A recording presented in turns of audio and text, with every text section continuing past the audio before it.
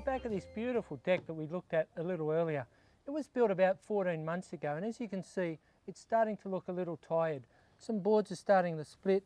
This board in particular will need to be replaced because these splinters are certainly not good on bare feet. A couple of pitfalls with having a tree around the deck. These bird droppings will have to be removed. If they're left, they'll start to decay the timber. So now I just want to show you some tips and techniques that will help prolong the life of your deck. The first tip is the simplest. Sweep the surface clean and remove any dirt and grime. Pot plants can be a very attractive addition to any deck. One thing you need to keep in mind is make sure you use a drip tray. This pot here doesn't have one. What will happen is when we water the pot, the water will penetrate through and sit underneath. That will cause mould and algae to grow. That'll destroy your timber in no time. So if you like pot plants, use a drip tray. The most important step in maintaining your deck is to reapply the finish. Whether you oil it, paint it or stain it, it'll have to be reapplied after a certain amount of time. Later on, we'll go into more detail in these different type of finishes. Now the biggest problem with timber decks is splitting boards. What happens when the board splits, the water penetrates through, causing it to rot. Now they need to be replaced, and the easiest way to replace this board is to cut it down the centre and remove both halves. Before using any power tools, make sure you wear your safety gear, your safety glasses, ear muffs, and if you've got long hair, apparently that gets caught in the machines as well. The first thing I'm doing is drilling a 12mm hole. That's big enough for my jigsaw blade to fit. Now I'm using the jigsaw to cut the board in half. To remove the board, just push one half down and lift the other one up. I've got my replacement board ready here. All I need to do is transfer my angle with a sliding bevel. Just mark the line. I need to measure it to length, which is 7.58. Transfer my length to the board and mark my angle.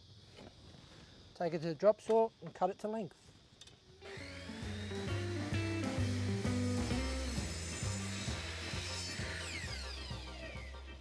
Well, I've cut the piece on the drop saw. Now hopefully it's just a matter of dropping it in. Look at that. What I want to do now is make sure I line up the line of the nails just to keep it looking good. I'll transfer my line there. I'm using a galvanised ring shank nail. Now the most important thing is, because we're nailing close to the end, you must pre-drill the hole. These are 3mm diameter, so a 2mm diameter drill will do the job. These ring shank nails really pull down the decking board tight against the joist. The last step in replacing a board is to punch the head of the nail below the surface. This will make it much easier on the feet and easier to sand. So as you can see, replacing a board is quite simple. Other things you need to check though is the condition of the bearers, the joist, any handrails or balustrades, and make sure any fixings are still tight.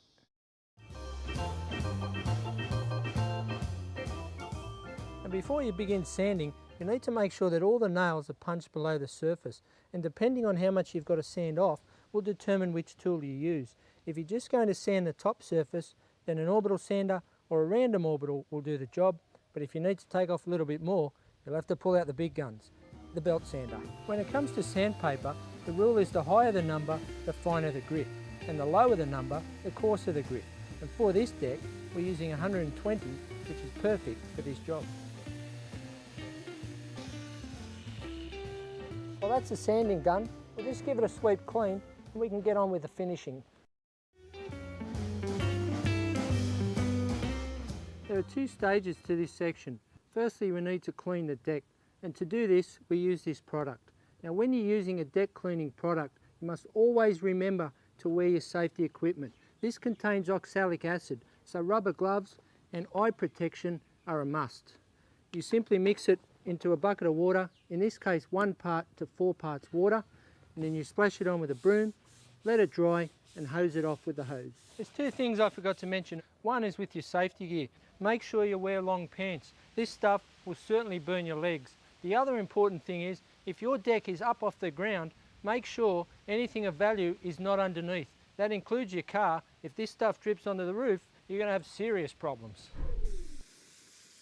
I've just finished cleaning the deck. I've let it dry and now I'm just hosing all the residue off.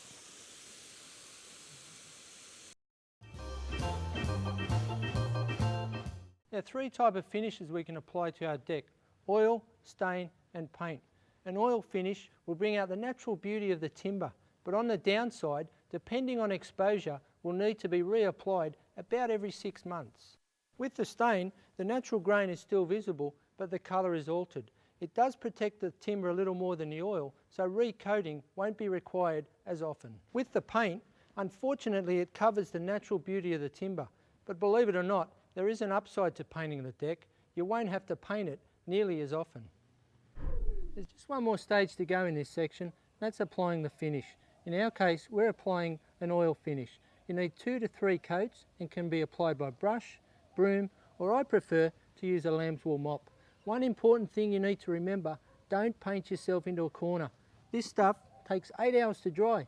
You'll be standing in that corner for a very long time. When you're applying the oil, just follow the grain of the boards. You can see that beautiful sheen going on. All that hard work sanding is certainly paying off now. Well, how good does this deck look now? With a day's work and a bit of elbow grease, you too can have a deck looking as immaculate as this one. Just make sure you don't skimp on materials or time, and it'll certainly be well worth it.